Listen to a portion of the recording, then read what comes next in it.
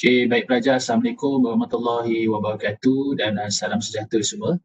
So, hari ini adalah kelas pertama kita iaitu COU 45002, kelas Cikgu Hadi, kelas Maklumat Perkembangan Kejaya. So, hari ini kita akan bincang sedikit tentang silibus dan juga rubrik iaitu kursus yang awak akan ambil dari segi penilaian, dari segi tugasan supaya kamu jelas. Dan kita akan tengok pecahan markah supaya kamu nampak lebih jelas pecahan markah ni macam mana. So secara online ni cikgu akan record dan cikgu akan simpan kehadiran ni sebab setiap ni ada nama nama, jadi cikgu akan lihatlah record ni dan cikgu harap semua boleh silentkan video dan juga audio, melainkan sekiranya ada soalan pelajar-pelajar boleh type di chat dekat chat ni. Setakat ni yang beri respon Christina, jelas, Nur Sajidah, nampak cikgu. Jadi apa-apa awak boleh pergi ke situ lah, nanti dalam masa 30 minit ke 1 jam cikgu akan cuba baca chat ataupun kalau kamu lebih selesa untuk bercakap dengan bertanya dengan cikgu, awak boleh bukakan suara dan awak boleh bertanya. Baik, setakat ni suara cikgu jelas ke? Ada apa siapa boleh bagi respon? Jelas cikgu. Okay. So pada hari ini kita mulakan kelas kita pagi ini dengan umur kitab Al-Fatihah.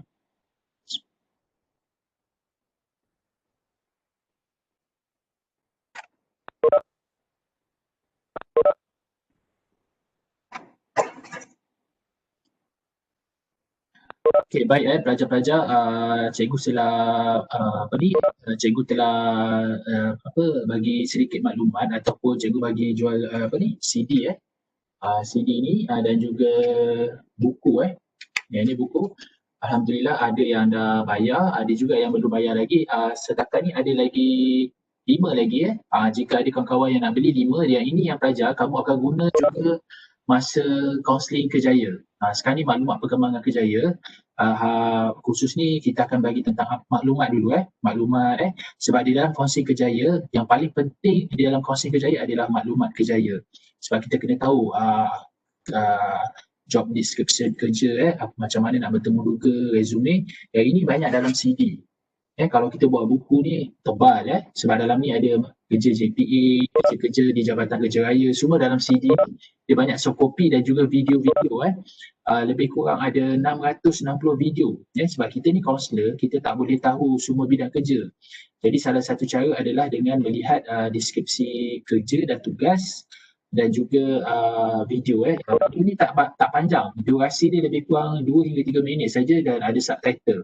Jadi kalau lepas tu ada ujian-ujian, buku-buku rujukan, ada teknik-teknik untuk temuduga, macam mana menulis resume, semua ada dalam CD ni lah jadi CD ni mungkin digunakan untuk maklumat perkembangan kejaya dan buku ini akan digunakan pada kaunseling kejaya nanti. Kaunseling kejaya dan ada juga dah kita guna dalam maklumat tapi lebih banyak di kaunseling kejaya. So kalau kamu dah baca, kamu boleh kita dah tahu teori dan bagaimana kita nak aplikasikan dia. Itu sedikit lah. Okey. Itu berkaitan dengan buku. So siapa yang masih belum dapat, yang ni tak banyak ada lagi, cikgu tengok ada lagi 7 je. Kalau nak boleh beli RM10 ataupun cikgu post RM20. Sebab cikgu lihat banyak benda kita terpaksa CD kan, sebab kalau kita jual melalui hard copy memang akan banyak lah. Buku Masko pun, iaitu pekerjaan yang dikeluarkan oleh Jabatan Tenaga Kerja pun tebal ada 400 muka surat. Okey. Baik, itu sedikit lah kalau rujukan dan boleh saja pakai buku rujukan yang mana-mana. Buku berkaitan dengan teori mana-mana saja boleh pakai dan terdapat di perpustakaan ataupun yang kamu memang sedia ada, boleh gunakan. Cuma itu adalah satu rujukan alternatif kepada pelajar sekiranya pelajar ingin nak rujukan tambahan untuk lebih faham. Sebab kadang-kadang cikgu sedar kadang-kadang ada pelajar yang dia ada buku-buku tertentu yang dia mudah faham mengikut laras bahasa. Okey. Baik, kita share sikit. Okey. Okey, yang ini adalah rubrik kita. Okey, rubrik kita. Kita tengok satu-satu nama khususnya Information of Career Development ataupun dalam bahasa iaitu maklumat perkembangan kerjaya. Kita akan bagi maklumat perkembangan kerjaya. Cikgu dan juga Dr. Jasmi akan mengajar subjek ini. Dan ini dia akan bagi tahu kepentingan maklumat kerjaya ini sebab dia salah satu keperluan yang diperlukan oleh Lembaga Kaunselor Malaysia untuk melayakkan kita mendapat pengiktirafan sebagai kaunselor berdaftar dan lesen pengakuan amalan untuk kita mengamalkan kaunseling. Salah satu isu-isu yang kita akan hadapi berhadapan dengan klien adalah isu yang berkaitan dengan kerjaya dan perkembangan kerjaya. Jadi sedikit kaunselor akan perlu didedahkan dengan sedikit maklumat tentang perkembangan kerjaya sebab biasanya kalau pelajar-pelajar bertugas atau ditempatkan ditempatkan praktikum ataupun internship di institusi pengajian tinggi, tidak kira di sekolah menengah ataupun sekolah ataupun mana-mana institusi pengajian tinggi, isu-isu berkaitan dengan kerjaya ni saya lihat sangat penting untuk pelajar kuasai untuk membantu pelajar-pelajar untuk memilih khusus dan kerjaya yang sesuai dan perkembangan kerjaya itu berlaku. Okey. Jadi ini antara tajuk-tajuk yang kita akan kita akan bincangkan dalam kelas online ni. Pertama kita akan cerita perkembangan lah. Kita kena tahu apakah sejarah perkembangan career development ni. Kenapa perkembangan kerjaya ini penting di dalam kehidupan manusia dan perkembangan manusia sepanjang hayat. Jadi kita akan bincangkan pada khusus ini. Lepas tu kita juga akan lihat model-model dalam perkembangan kerjaya yang mana ilmuwan-ilmuwan sarjana-sarjana dulu yang mengkaji tentang kerjaya tentang perkembangan kerjaya ni. Jadi dia siapkan model. Jadi model ni kita akan ikut yang sebenarnya memandu kita atau memberi kerangka konsep yang jelas macam mana kita nak membantu klien kita dalam mengembangkan kerjaya dia. So bila bercakap tentang kerjaya ni pelajar, dia tidak lari daripada bakat. So bakat yang setiap manusia ni dia ada bakat tersendiri. Jadi cara kita adalah bagaimana nak membantu klien kita mengembangkan bakat dia, yang bakat yang sedia ada dan meletakkan di tempat yang betul. Ini salah satu peranan kaunselor sebab iaitu kita mengenali potensi dan bakat yang ada pada klien kita dan bagaimana kita nak dia perkembangkan bakat itu pada jalan yang betul dan tempat yang betul for the right time and the right place. Okay, itu dia. Lepas tu kita akan lihat juga minggu-minggu seterusnya kita lihat faktor yang mempengaruhi perkembangan kerjaya dan apakah dia punya perkembangan impak dia dalam perkembangan kerjaya tu. Dan aspek-aspek yang kita akan lihat dalam development ni kita boleh tengok daripada knowledge, dia punya pengetahuan yang pertama sekali tentang diri dia. Dia kenal tak diri dia? Sebab salah satu faktor untuk kita menempatkan seseorang itu di kerjaya yang betul, dia kena tahu apakah bakat dia, personality dia, nilai dia, minat dia. Jadi kita kena lihat aspek-aspek tu iaitu personality, dia punya nilai, dia punya minat, dia punya pencapaian akademik. Dan kita nak bagi tahu dia bahawa dia perlu jelas benda tu tentang diri dia juga. Okay? Lepas tu dia pula pergi pula perkembangan kerjaya ini bukan sahaja kita tahu tentang diri dia. Jadi dia juga perlu meneroka peluang-peluang pekerjaan masa kini.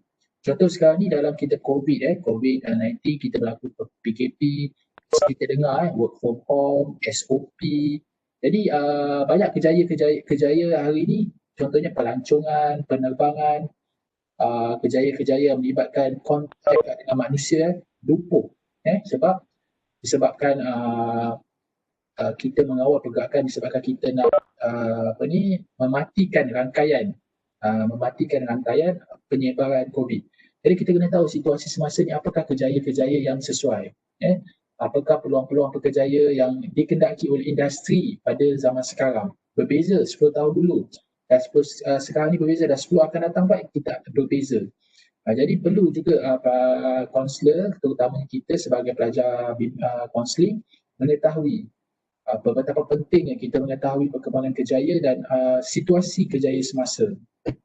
Dan kita juga kena tahu maklumat-maklumat kerjaya siapakah badan-badan yang mengeluarkan, badan-badan yang bertanggungjawab dan pihak-pihak autoriti yang mengawal seria tentang pekerjaan. Contohnya kalau Malaysia kita ada job.com, Jabatan Tenaga Kerja, Bahagian Sumber Manusia.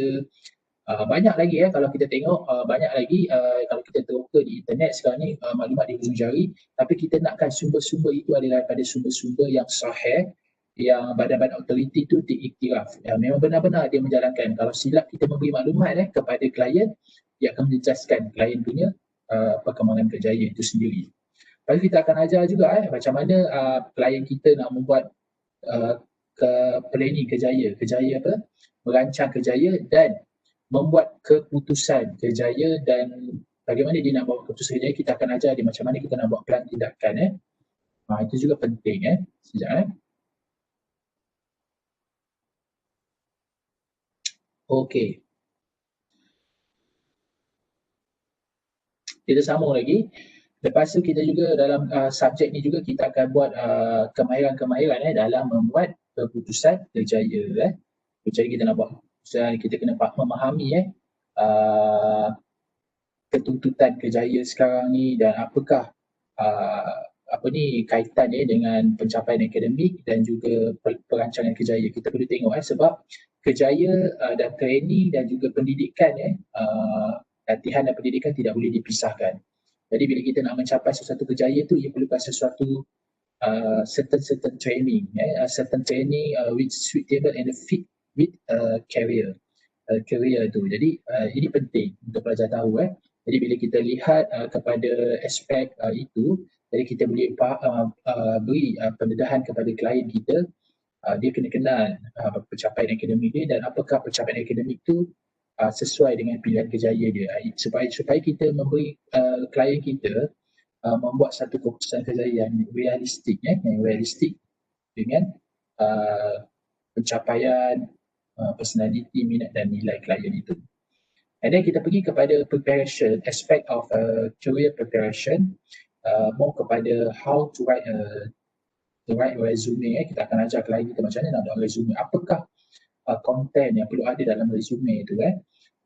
Apakah standard dia dan apakah bentuk-bentuk resume. Lepas tu kita akan ajar macam mana nak membuat interview, dan juga job application job application, macam mana kita nak buat application dan nak kena hantar surat iringan. Jadi benda-benda ini sangat membantu kita counselor, dan juga kita ada input tu dan kita boleh bantu klien kita.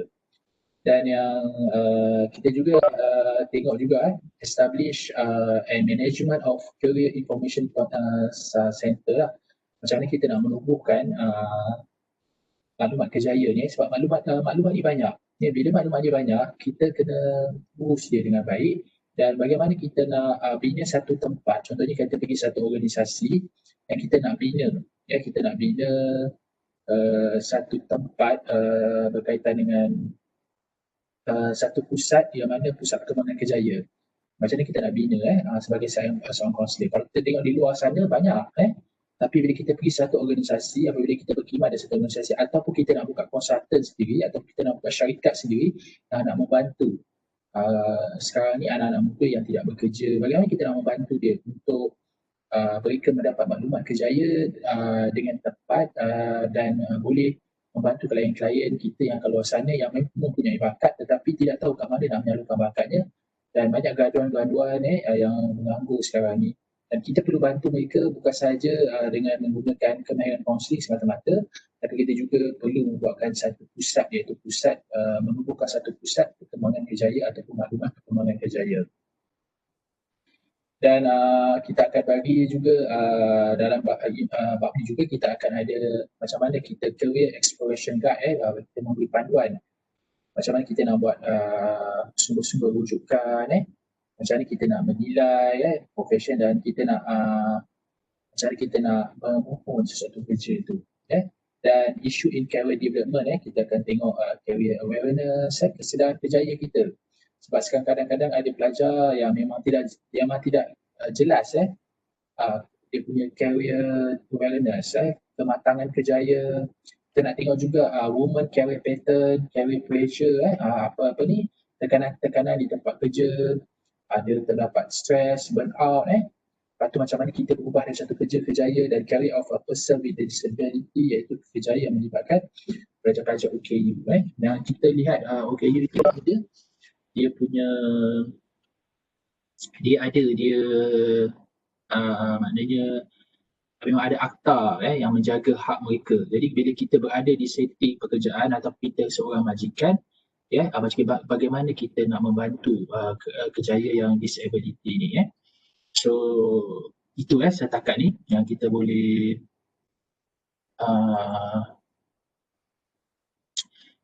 tengoklah. Okey. Jadi itu sedikit sebersedikit berkaitan dengan garis panduan. Itu sebersedikitlah berkaitan dengan subjek yang kita akan ajar yang kita kandungan yang kita akan cuba bincang bersama-sama. Okey, sekarang kita tengok pula berkaitan dengan rubriks. Okey, ini rubriks.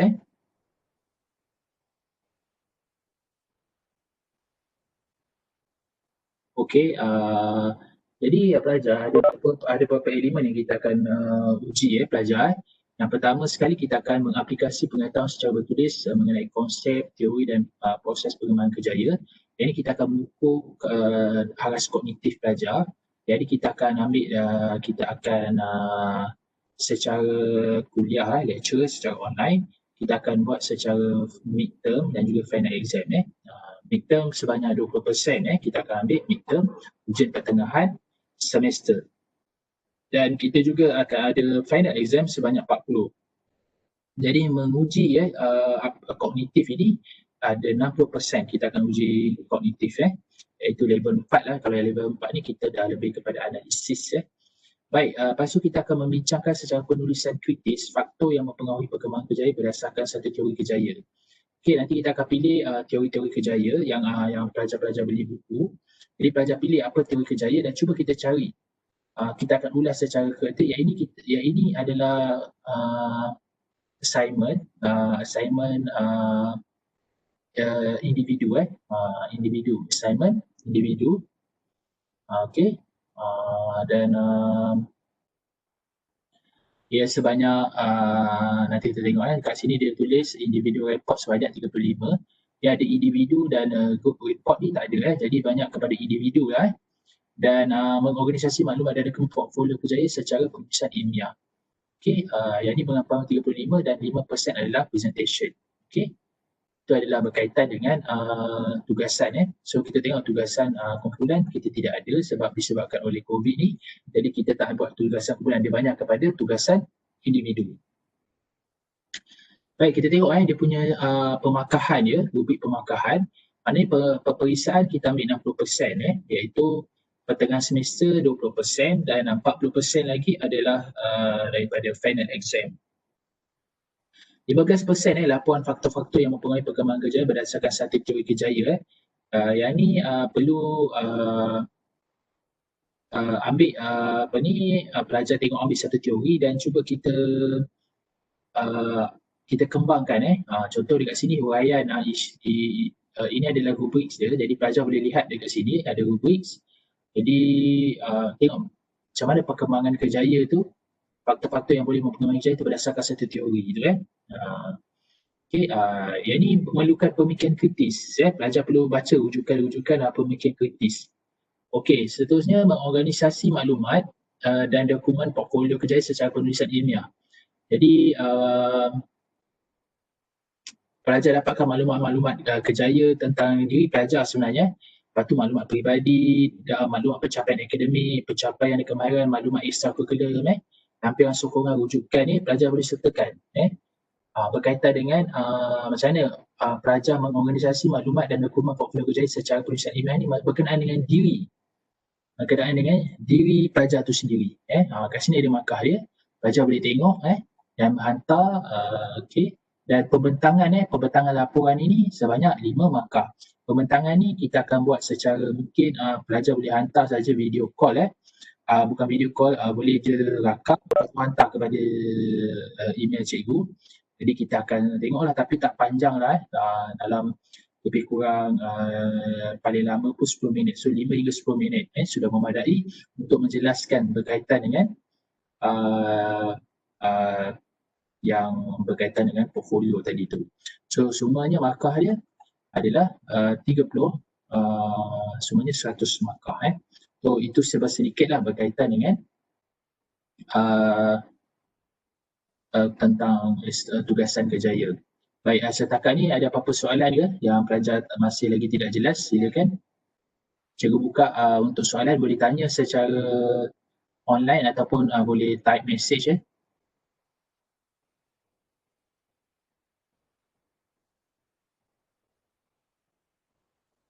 Setakat ni ada 51 peserta yang masuk.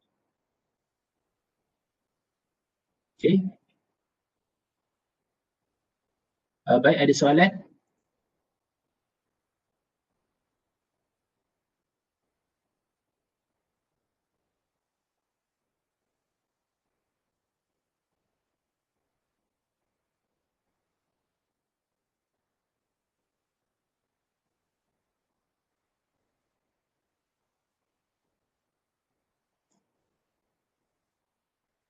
Okay, present daripada Fatin Amanina .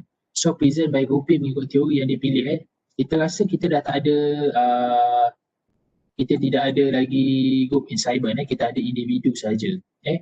Individu. Sebab group assignment sebab kita buat secara online, jadi kita suka untuk buat. Jadi kita buat laporan individu saja. Laporan individu saja. Jadi kita tidak ada tugasan berkumpulan. Jadi yang berkaitan laporan individu dan pembentangan ini, dia berkaitan dengan individu, individu sahaja. Okey. Itu berkaitan dengan tugasan. Tiada lagi tugasan kumpulan, kita hanya fokus kepada tugasan individu. Okey. Okey, ada lagi soalan ataupun boleh buka audio untuk bercakap dengan cikgu.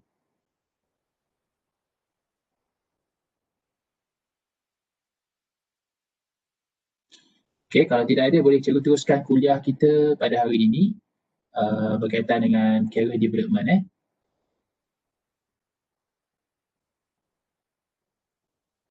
Okey.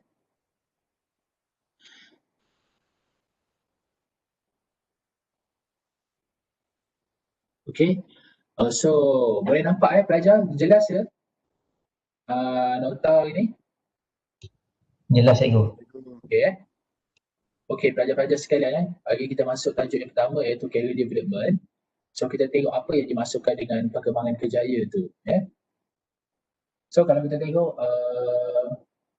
kita akan tengok evolution. Setiap hidup ini kita ada evolution. So evolution ni bermaksud perkembangan lah, perkembangan evolusi, iaitu berkembang secara sedikit demi sedikit. Ia berkaitan dengan perkajian, dari kajian semasa ke semasa, jadi ia berkembang.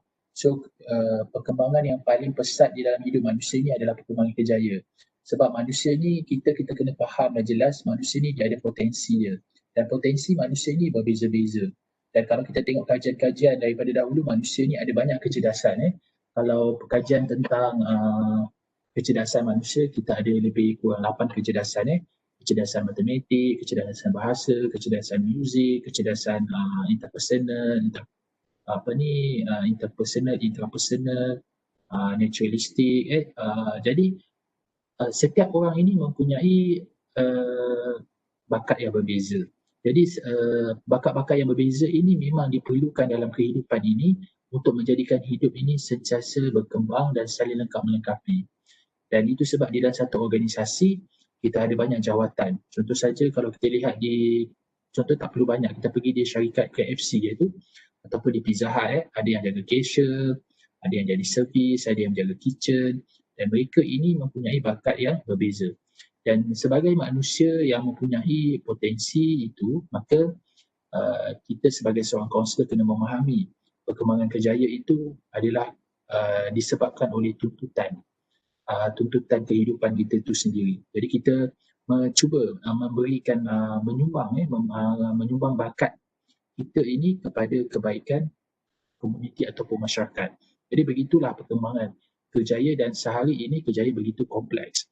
Dan wujud pula era teknologi kini yang memerlukan kepakaran-kepakaran IT, ya.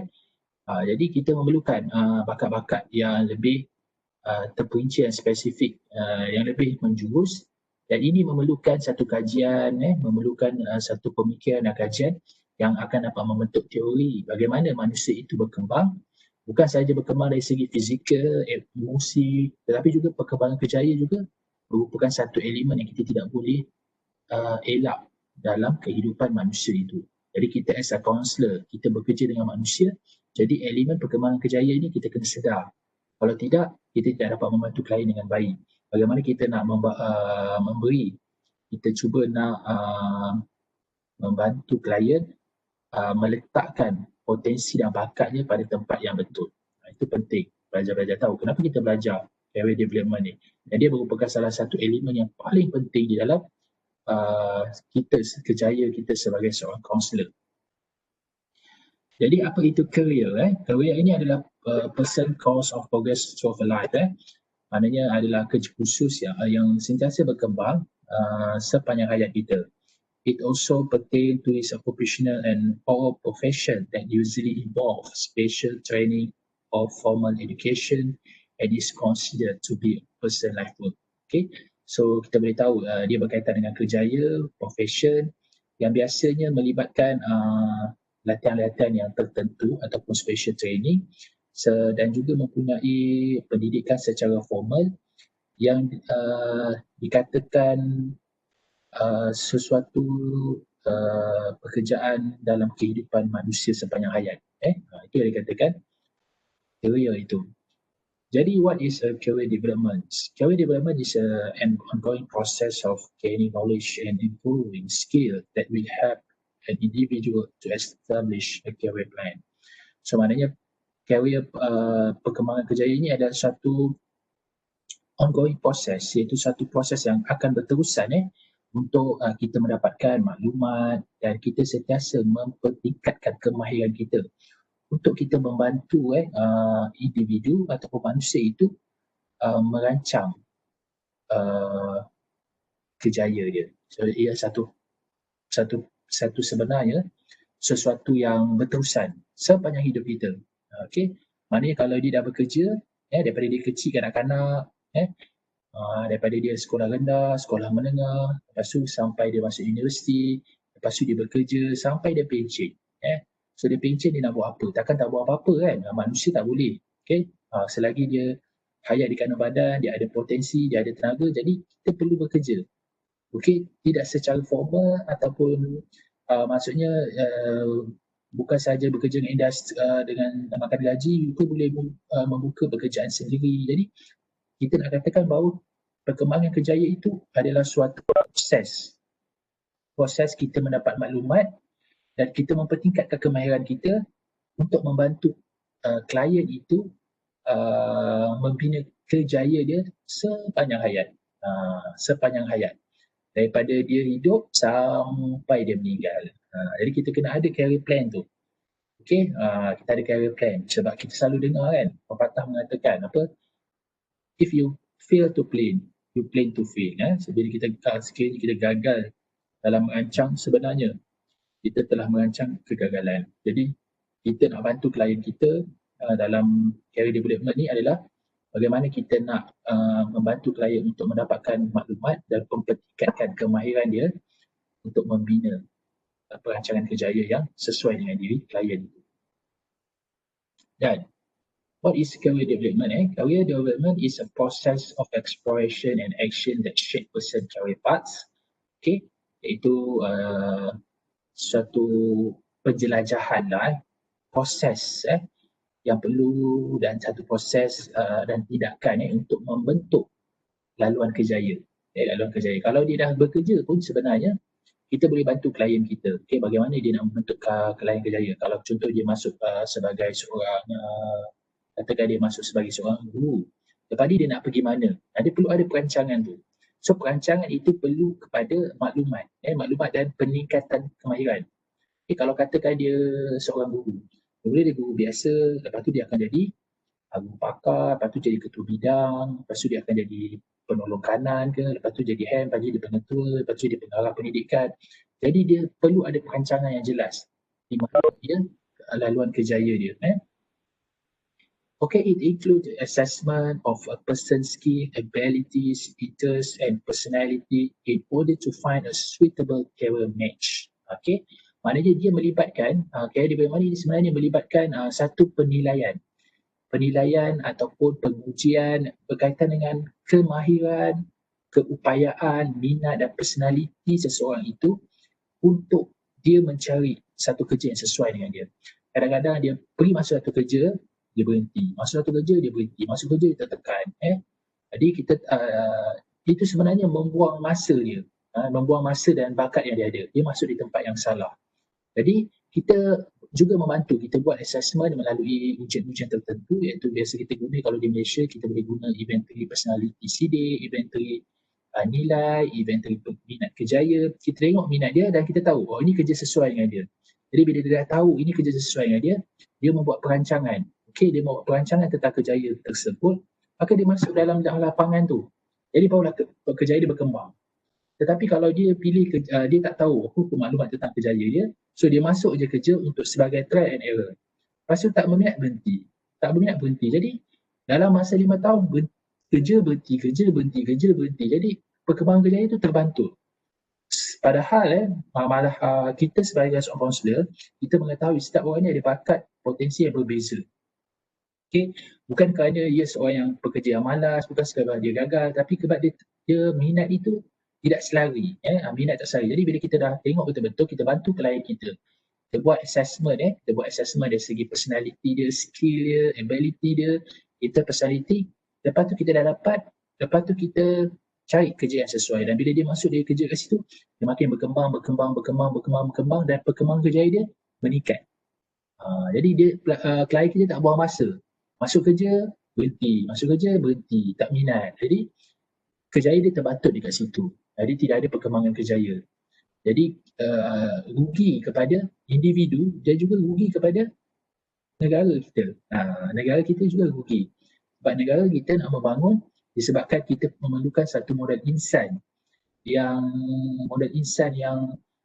perlu dibangunkan. Jadi sekiranya kita tidak membantu individu ataupun rakyat kita, ataupun individu kita lihat itu sebagai seorang rakyat kita, jadi kita tidak meletakkan di tempat betul. Jadi dia bukan sahaja merugikan dari segi individu, bukan sahaja merugikan masyarakat, tapi juga merugikan negara. Jadi kita kena melihat bahawa kaunselor ini sangat berperanan, sangat penting peranan dia untuk membina negara bangsa. Dan satu negara itu maju atau tidak, ia tertakluk sebenarnya kepada bagaimana ia memacu modal insan memacu modal insan rakyatnya. Jadi siapa yang nak membantu, kitalah kaunselor. Dengan cara yang lebih saintifik, iaitu kita menggunakan assessment, iaitu ujian-ujian yang kita boleh melihat personality kita, kemahiran kita secara objektif, secara saintifik. Jadi kita tak boleh teka-teka.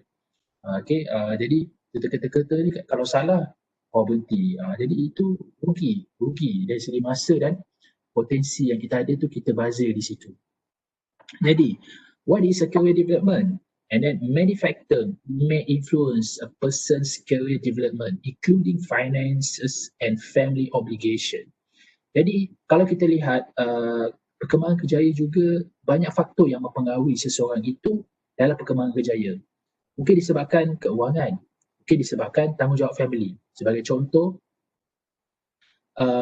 kadang-kadang nak buka bisnes kan, dia minat keusahawanan, jadi nak buka bisnes, kewangan tidak cukup kadang-kadang disebabkan faktor-faktor ekonomi dan tidak membantu kemelesatan ekonomi, dan mungkin ada tanggungjawab, mungkin seorang wanita apabila dia mulakan pekerjaan, tiba-tiba dia berkahwin, dikerugikan anak, jadi tanggungjawab tu sudah pergi kepada suami dan anak. Mungkin perkembangan kerjaya itu juga dipengaruhi. Jadi kita kena tengok kesesuaian juga. Inilah bila kita bila kita tahu maklumat perkembangan kerjaya dan kita akan masuk fasa selanjutnya kaunseling kerjaya, iaitu kita memahami klien itu dari segi dalaman dan luaran dia. Lepas tu kita membantu dia membuat career planning itu yang dipanggil suitable ataupun fit dengan personality dia dan juga persekitaran dia. Ini sangat penting. Okay? Dan why career development? Kenapa career development? Okay? Jadi today's generation student never plan for the future. Okay? Banyakkan pelajar-pelajar kita hari ini dia tidak ada perancangan kerjaya yang jelas. Bukan tidak ada, tapi kadang-kadang tak jelas. Yang tidak orang kata smart, specific, measurable, attainable, realistic and timely. Dia tidak ada sesuatu yang jelas. They never plan for the future. Okay? Mungkin ada, tetapi tidak begitu jelas. Dan kita perlu bantu mereka bagaimana kita nak buat planning. Tapi sebelum kita membantu klien kita, kita perlu ada maklumat tu dahulu. Itu yang penting. Sebelum kita membantu klien, kita dulu perlu ada maklumat tersebut. And then, follow the crowd. Follow the crowd ni maksudnya, kebanyakan daripada kita tengok individu ini suka memilih kerjaya-kerjaya yang popular, yang mendapat tempat. Contohnya, kalau dahulu 5 tahun ke belakang, kerjaya doktor tu sangat dilihat sebagai suatu yang nampak macam berprestij. Ramai orang pilih kerjaya tu. Jadi kita pun cenderung untuk pilih kerjaya tu. Sebenarnya kadang-kadang apabila sesuatu masa jadi kerjaya itu sudah menjadi suatu yang tepu dan tidak diperlukan lagi di pasaran. Jadi kita pun masuk kerjaya itu. Dan bila kita masuk berdasarkan crowd semata-mata, bukan minat, jadi bila tiada kerja, jadi kita akan down kat situ. Jadi itu perlu. Kenapa? Perlukan kerjaya, perkembangan kerjaya itu. Yang ketiga, choose by influence of others. Means, kita memilih kerjaya itu bukan kerana minat, personality, nilai kita. Tetapi kita memilih kerjaya itu atas faktor pengaruh orang lain. So, siapakah pengaruh yang paling kuat? Ibu bapa kita, kakak kita dan orang-orang yang signifikan, makcik kita. Jadi kita tidak ada maklumat. Kita hanya dipengaruhi oleh orang lain. Kata kau masuklah kerja ni. Kerja ni sesuai untuk kau. Okay, masuk kerja ni bagus. Bagus mungkin untuk fast tahun itu. Okay? Sebab kerjaya ni kan berkembang. Tahun itu memang sesuai. Tetapi sebenarnya, okay, 10 tahun, 5 tahun kerjaya itu dah tak relevan lagi. Kan? Contoh kerja-kerja yang tak relevan ni apa dia? Kerani type, tak relevan dah. Kan? So, ada komputer. Banyak lagi kerjaya-kerjaya yang memang dulu nampak keperluan dia amat diperlukan, tapi pada masa kini kerjayanya tidak lagi diperlukan. Okay. And then accept the parents' verdict decision by force. Maksudnya terima saja keluarga pilihan keluarga ibu bapa. Jadi satu-satu tanpa kita membuat perancangan, akhirnya kita kena ingat kita yang nak bekerja, bukan ibu bapa kita nak bekerja. Mungkin ibu bapa kita boleh memberi maklumat, tapi kita perlu membuat perancangan perkembangan kerjaya agar kita sedar dan faham kerjaya yang kita pilih dan kita nak berkembang dalam kerjaya itu. Jadi kita kena faham betul-betul kerjaya itu ada kata sesuai. Sebab bila kita lihat bukan ibu bapa kita nak bekerja, kita nak bekerja. Jadi pilihan, tanggungjawab tu kita perlu membuat pilihan. Dan bila kita membuat pilihan, kita kena bertanggungjawab di atas pilihan kita. Dan kita tak ada salahkanlah ibu bapa. Ibu bapa dia memang nak yang terbaik untuk anak-anak dia berdasarkan ilmu yang dia ada. Jadi ilmu yang dia ada, mungkin ilmu yang ibu bapa kita ada dengan ilmu yang kita ada sekarang ni berbeza. Jadi perlu ada maklumat kerjaya ini, perlu ada yang terkini sebab kita faham kerjaya ini adalah suatu perkara yang berkembang pesat. Get tempted by current trend. Terpengaruh dengan current trend ni macam trend semasa lah. Trend semasa. Jadi macam contoh trend-trend semasa ni dia boleh berubah. Mungkin dulu kerja berkaitan dengan dulu IT sangat popular kerja-kerja IT masa zaman-zaman cikgu dulu. IT ni popular sebab masa tu ada multimedia super koridor, kita ada Cyberjaya. Jadi kerja-kerja IT ni memang perlu di pasaran. Tapi sekarang ni kerjaya itu dah tepung. Jadi kerjaya-kerjaya yang menjadi pasaran ni kita kembali pula ke kerjaya-kerjaya contohnya sosial. Contohnya macam COVID ni kita perlukan kaunselor yang banyak, berbeza. Jadi kita terikut-ikut dengan terpedaya dengan current trend ni macam isu-isu semasa. Jump into any career. Jump into any career. Maksudnya kita masuk je. Kita tak boleh pilihan. Ada kita sapu je ada kita sapu je in the career. Bukan tidak boleh tapi untuk masa depan, untuk future kita perlu ada perancangan. And then lack motivation. Kadang-kadang ada orang yang tiada ada motivasi, tak ada semangat untuk nak masuk bidang kerjaya. Sebab kadang-kadang kerjaya ni kita sebenarnya menyumbang kepada orang lain, memberi manfaat kepada orang lain dan juga kepada negara. Dan dia perlukan motivasi. Dan kadang-kadang bila kita kurang motivasi, bila kita bekerja contohnya semata-mata kerana inginkan duit ataupun inginkan penghargaan, inginkan pengiktirafan semata-mata, dan ini tak kekal. Jadi kalau kita tidak ada motivasi yang cukup, kita mudah tertekan, kita mudah burn out, kita mudah putus asa. Jadi perlu kita beri motivasi kenapa kita bekerja. And then fail to discover their life. Gagal untuk kita meneroka diri tentang kehidupan ini. So enjoy the life. So kerjaya ni sebenarnya kita buat sesuatu yang kita minat. Kita minat, pada masa sama kita dapat pendapatan, daripada masa yang sama kita juga dapat menyumbang kepada orang lain. Sebab manusia ni dia tak boleh fokus banyak benda dalam satu masa. Seseorang itu berjaya pun bukan dia berjaya dalam semua benda. Contoh kita lihat di dunia ini, kalau kita kata contoh di Malaysia kita tengok mungkin Dr. Mahathir, kita kenal dia sebagai seorang pemimpin. Siti Nurhaliza dan juga P. Ramlee dia kenal dalam bidang seni. Jadi Rizalman mungkin dia berjaya dalam bidang fashion. Datuk Aznil Haji Namawi mungkin dia kenal dalam bidang pengacaraan. Jadi manusia ini mempunyai bakat yang berbeza. Mempunyai bakat yang berbeza dan kita nak menyumbang berdasarkan kebolehan. Contoh kalau kita contohnya kita tengok seorang artis dia boleh menyanyi tapi kadang-kadang dia perlukan pemotor rambut, dia perlu juru makeup. Jadi kita perlukan benda-benda itu. Jadi kita nak menyumbang. Jadi kita seronok buat kerja kita, pada masa sama kita dapat pendapatan, kita dirasa diperlukan dan kita boleh memberi manfaat pada orang lain supaya kehidupan ini akan menjadi lebih sejahtera. Dan life in a fantasy world. Kadang-kadang manusia ini suka hidup dalam keadaan fantasi. Maksud fantasi ni macam ni. Kadang-kadang ramai di antara kita nak kaya. Senang kaya ni dia kena bekerja.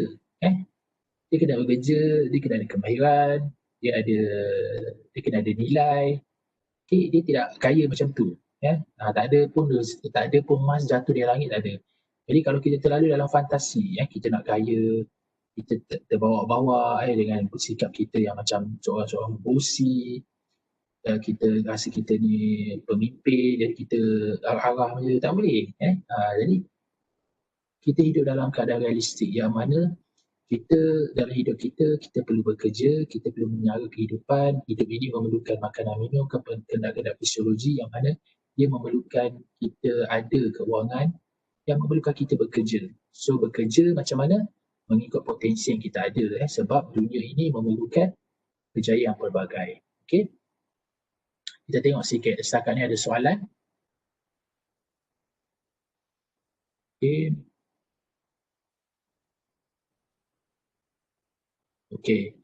So kalau ada soalan, pelajar-pelajar boleh terus saja boleh terus saja.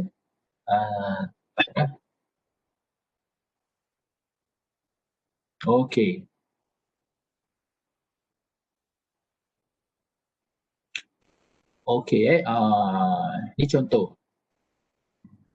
Apply for a job at IKEA. Berbeza temuduga juga berbeza. Contoh kalau kita kerja di IKEA, make a check and take a seat. Dia bagi kursi yang dibuka. Jadi dalam interview kadang-kadang dia bukan saja interview dari segi lisan semata-mata, tetapi juga dia nak tengok kita punya practical skill. Ada setengah kalau kerja-kerja melibatkan practical skill iaitu hands on, mekanik, kerja-kerja yang melibatkan tangan, lukisan, artis, dia kadang-kadang nak tengok hands on dan dia nak tengok performance kita. Bukan sekadar interview semata-mata. Ini Cabinet Ministry. So kita pergi sedikit. Cabinet Ministry ni, the industry evolution berlaku pada, dan sebenarnya kalau kita tengok di dunia, kita banyak melihat kepada di barat di mana perkembangan kerjaya ini berlaku pada zaman revolusi perindustrian yang berlaku di Eropah sekitar 1800.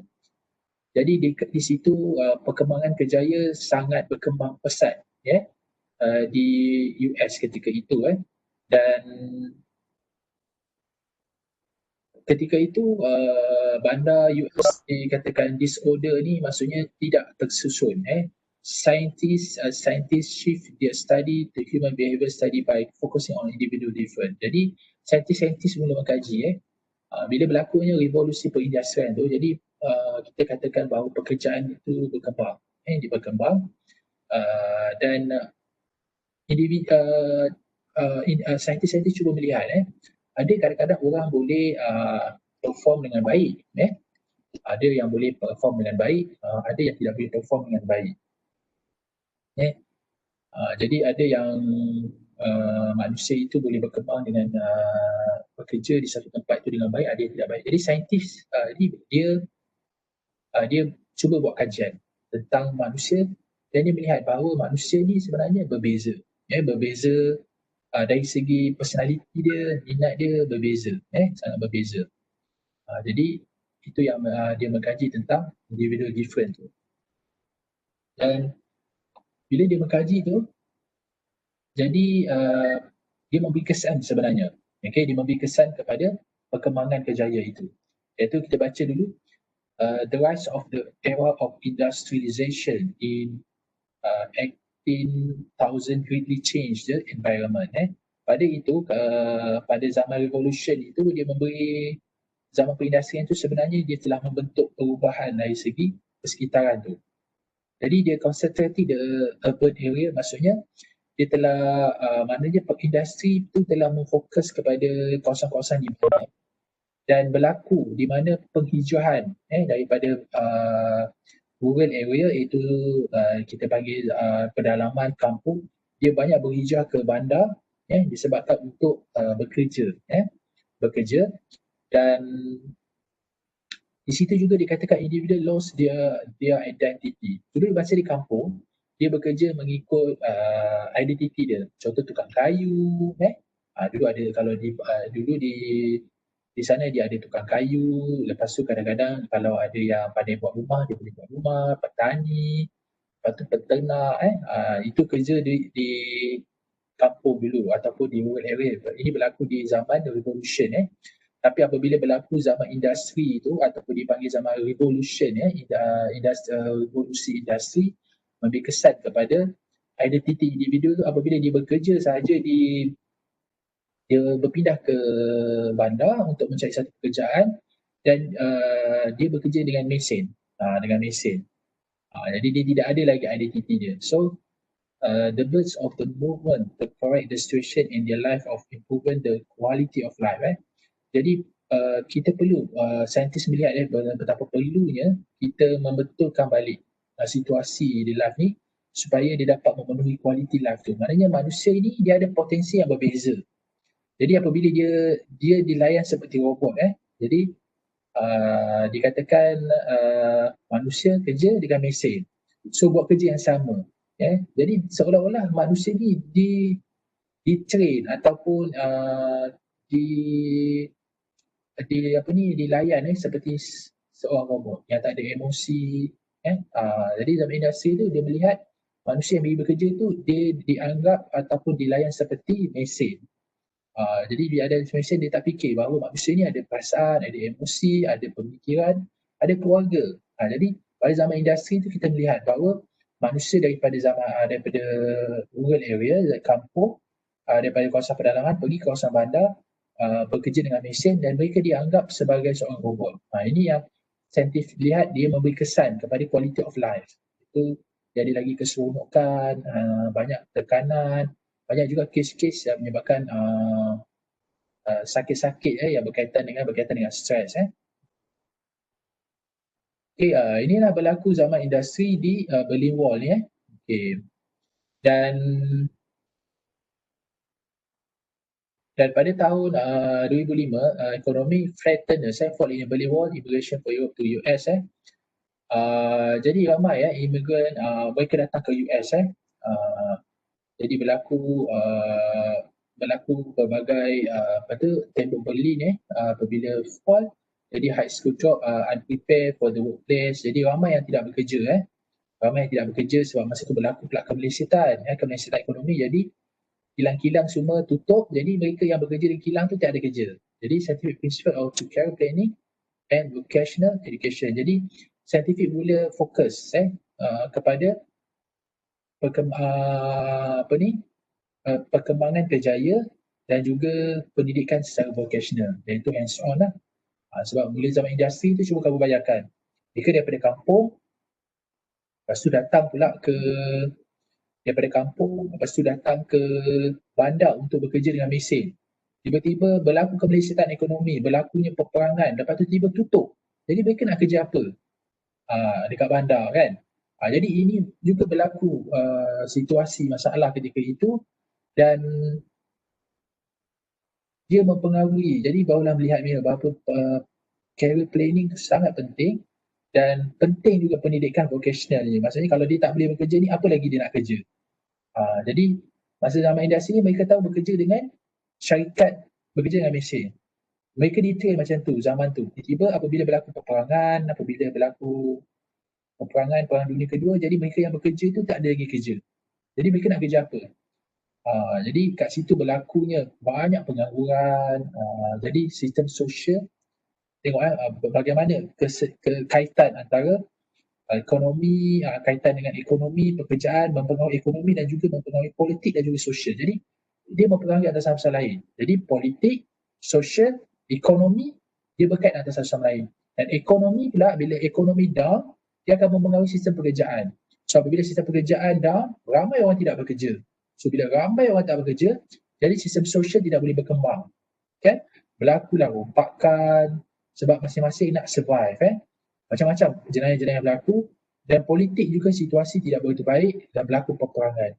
Jadi dia mempengaruhi sebenarnya, iaitu dari segi ekonomi, politik dan sosial dia mempengaruhi, dan ekonomi yang terjejas akan mempengaruhi pekerjaan. So apabila pekerjaan itu terjejas, dia akan mempengaruhi sistem sosial di mana ramai orang tidak bekerja, pengangguran ramai berlaku. Jadi tetapi life must go on, kehidupan perlu diteruskan. Jadi banyaklah berlaku ketidakstabilan berlaku dalam sistem sosial itu sendiri. Okey, ini sedikit perkembangan. Okey, kita baca sedikit. The spirit of reform emerged in reaction to the impersonal industrial system and chaotic condition of urban life in the US and Europe. Several outstanding scientists began to study individual different.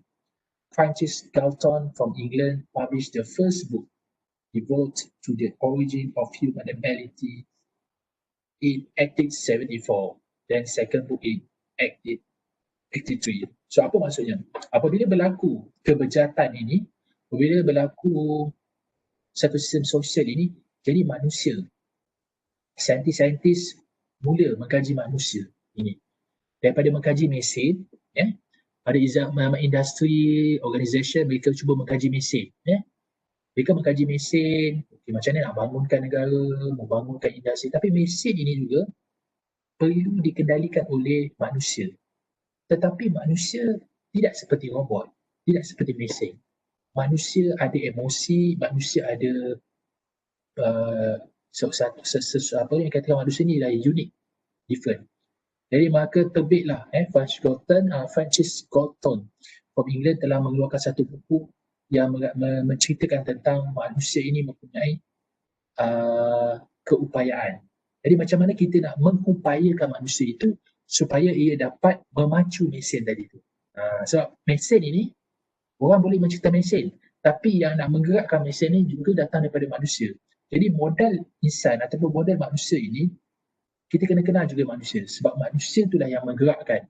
Jadi politik, ekonomi, social, in the world, in the life itu digerakkan oleh manusia. Jadi terbitlah buku berkaitan dengan human abilities ini pada 1874 yang menceritakan tentang keupayaan manusia itu. Dari situlah berkembangnya perkembangan kejaya itu. Jadi kita kena melihat berbalik pada asas kepada perkembangan kejaya, kita kembali balik bahawa manusia ini mempunyai personaliti, minat dan nilai yang berbeza, maka kita kena kaji manusia itu.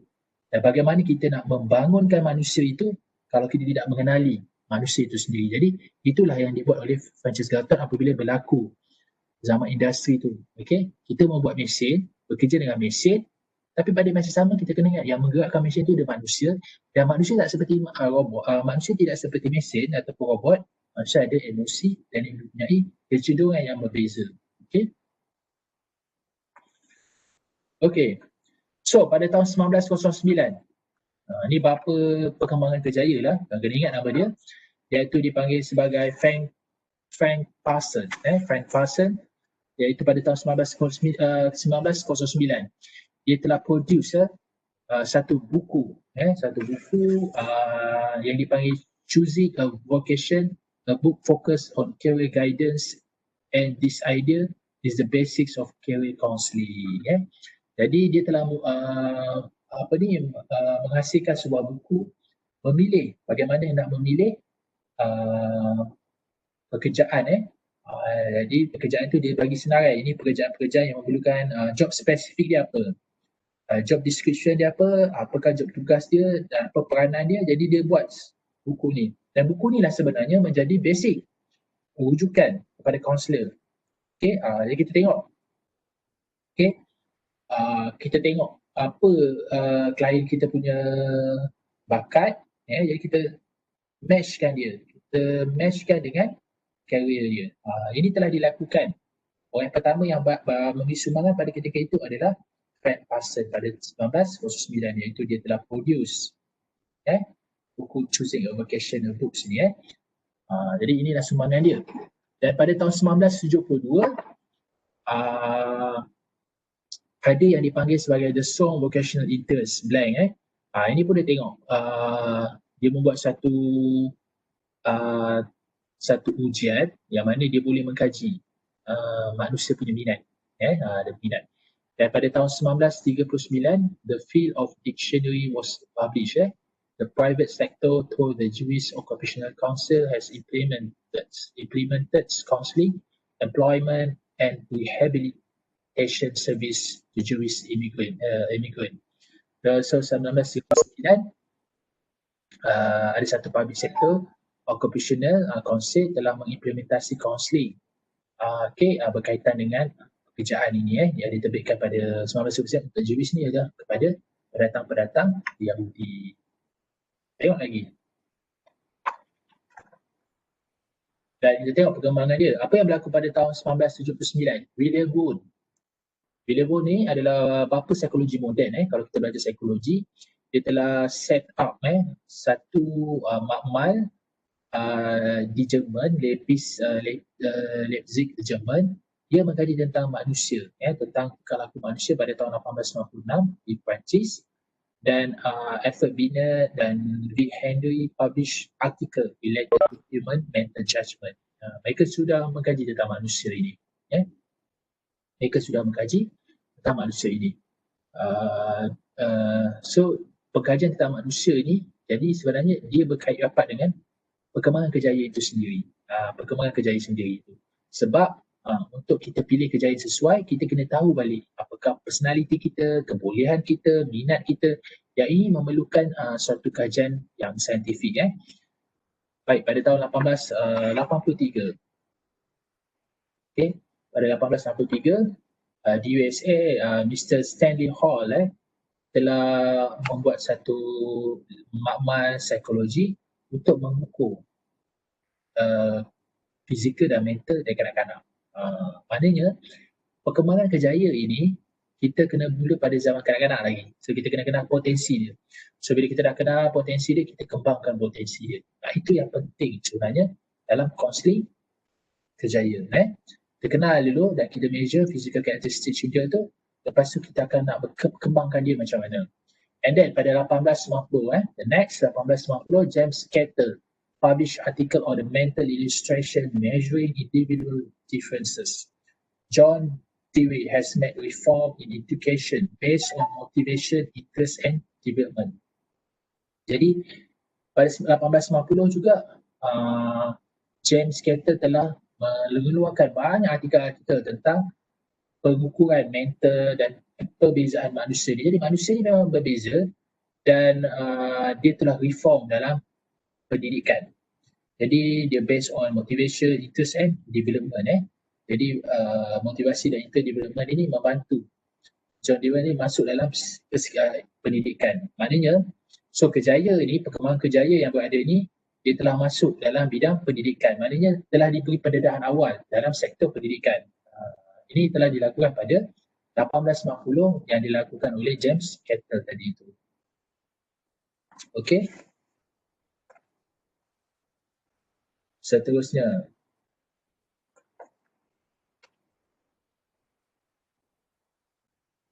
Dan William Wundt telah macam tadi kita tengok William Wundt telah menubuhkan satu makmal di Leipzig, Jerman pada 1879 untuk mengkaji tentang tingkah laku manusia. Di France, Alfred Binet dan V. Henry published an article 1899 describe the mental measurement concept. Kita ulang balik. Dan di USA, G. Stanley Hall founded a psychological laboratory in active attitude to study and measure physical and mental characteristic of children. Jadi ini antara tokoh-tokoh yang iaitu William Wundt, Alfred Binet kat US, G. Stanley di barat sana, bagaimana perkembangan kejayaan itu berkembang. Ini penting untuk kita tahu bahawa kita lihat bagaimana kejayaan itu dia boleh berkembang. Dan di US, Stanley Hall telah mengkaji tentang physical dan mental karakteristik kanak-kanak. Baik. Ni, the modern concept of career is a product of the industrial age. During the industrial age, most individuals were employed by large organizations whose primary purpose was producing a tangible product.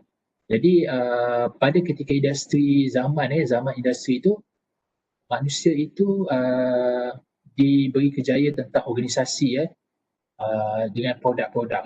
Sebab ada orang yang boleh bekerja dengan mesin, ada orang yang tak boleh bekerja dengan mesin. Jadi inilah yang kita kena perhatikan. Okey. Yang ini adalah berlaku pada zaman industri.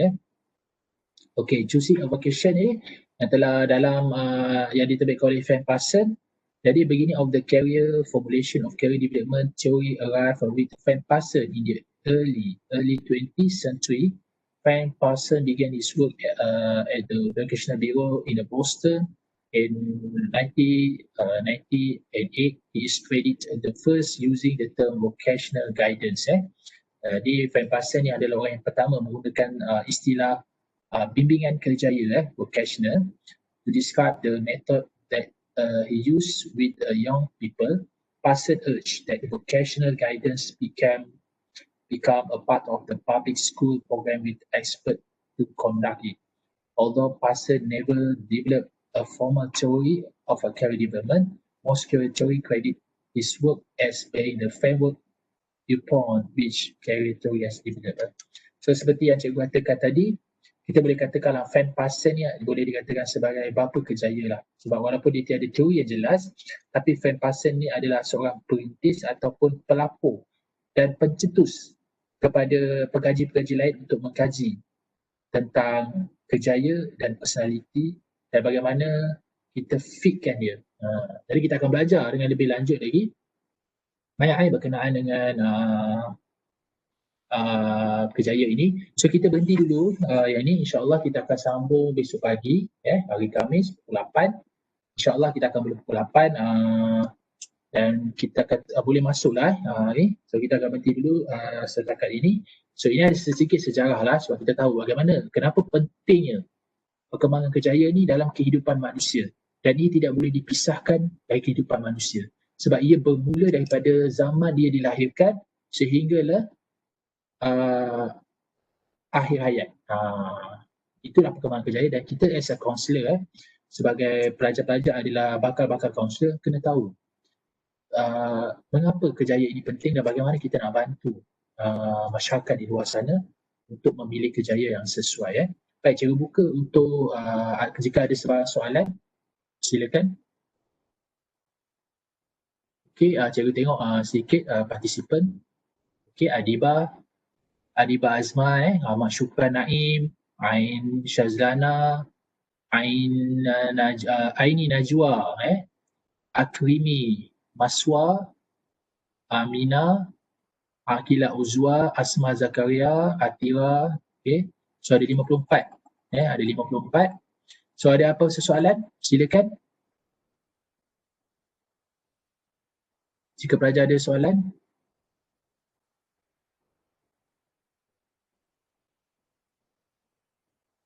Okey, semua jelas Ahmad Syukran. Okey. Setakat ni jelas Okey. Okey. So mungkin besok kita akan sambung sedikit lagi berkaitan dengan term ni So kita teruskan sikit lagi, kita akan berhenti 9.50 Okey, 9.50 kita akan berhenti. Okey. Okay, although there is other who were beginning at work and the idea of the career development, Frank Parsons is usually referred to as a father of a vocational guidance. Kita ingat, Frank Parsons ni kita kenali dia sebagai bapa kepada bimbingan kerjaya lah. Because kita lihat banyak teori-teori yang diperkenalkan oleh Parsons sehingga hari ini diguna pakai. Sehingga hari ini teori yang digunakan, kaedah yang digunakan oleh Frank Parsons masih digunakan. Iaitu kita mengenali, pertama kita kena kenali diri kita dulu dan kemudian kita kena tahu maklumat tentang kerjaya dan ketiga kita kena pandai matchkan antara kerjaya dan juga personality kita. Ini sangat penting Okay. The first American journal developed to vocational guidance, the Vocational Guidance Newsletter was published in 1911 it was the predecessor to the Vocational Guidance magazine. The Personal and Guidance Association was established in 1955 to a professional and better personal Personal and Guidance Journal. Okay, ini banyaklah career focus banyak ni dah telah terbit pada tahun 1911 lagi dia cerita tentang perkembangan kerjaya, maknanya di barat telah berkembang tentang kerjaya. Okey, tengok kalau kita tengok di Malaysia sikitlah tengah-tengah di Malaysia.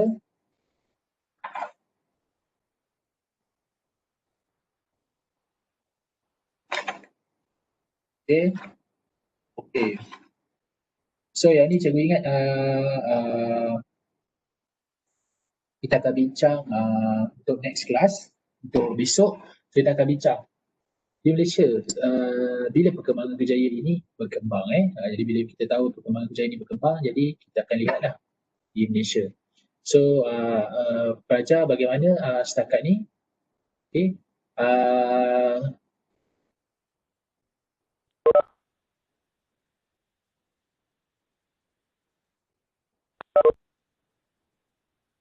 Okay. So Adiba Azman dekat rumah Adiba kat mana dia tu? Dekat sekolah ibu. Oh, okay, tengok online lah Okay, bagus. Siapa yang ada di UMT boleh sedikit maklum balas. Fidaus ada di mana Fidaus? Saya Dr. Cikgu, saya dekat asrama. Oh, Khairul dekat asrama Oh, Khairul ada buku Saya Fidaus ada dekat asrama. Oh, Fidaus ada dekat asrama lah. So nanti Fidaus nak jumpa cikgu pukul berapa? InsyaAllah hari macam tu kot. InsyaAllah cikgu ada je kat pejabat ni. Cikgu mana ada internship dengan praktikum. Okey, siapa yang ada di asrama selain daripada Khairul dengan Fidaus? Khairul asal mana Khairul? Sabah Saya doktor dekat Sabah. Oh, Khairul dekat Sabah. Ya. Yang awak kat mana dia pakai helmet ni? Saya baru swab test tadi hospital. Ni kat mana sekarang awak ni? Dekat bandar, cari lain. Baru pulang. Carol okay.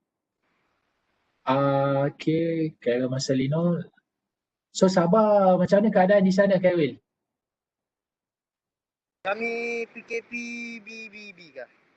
Ya, so tak payah duduk di rumah line tak clear, tak apalah kalau cikgu rakam cikgu rakam. Nanti kalau kamu nak tengok lagi video-video cikgu nanti boleh jumpa cikgu personal lah. Kalau sampai di minit ni cikgu akan bagi awak lah, boleh download Okey cikgu, terima kasih. Okay. Fidaus ada di asrama Kat dalam bilik ke Fidaus? Cikgu. Tapi Okay, Syukran ada Okay, kita tengok nama ni banyak, ada 52 peserta. Marina ada, Marina Fakira. Ada cikgu. Awak dekat mana Marina? Saya kat rumah. Kat rumah Okay. So cikgu doakan supaya semuanya berjalan lancar. Kelas kita macam ni lah secara online. Awak boleh record ke video? Kalau cikgu boleh record, macam awak boleh record dah? Kok macam mana tu cikgu? Record kita punya kelas ni. Oh kalau ni tak boleh lah, tapi kalau by phone nak screen record lama-lama tu boleh lah. Kalau like normally tak boleh. Okay, memang cikgu je lah yang boleh record kan? Okay. So boleh cikgu berhenti kelas hari ni kat sini dulu sebab cikgu pukul 10 cikgu ada 11 11 cikgu ada kelas lain pula. Okay, so setakat ni ada soalan jelas tentang kerjaya? Okay. So kalau tidak apa pelajar, so cikgu ucapkan terima kasih untuk pagi ini. Cikgu ucapkan terima kasih kepada semua. Kita tangguhkan kelas kita pada hari ini dengan tasbih kifarah dan suratul as, dan have a nice day for today. So cikgu tutup terima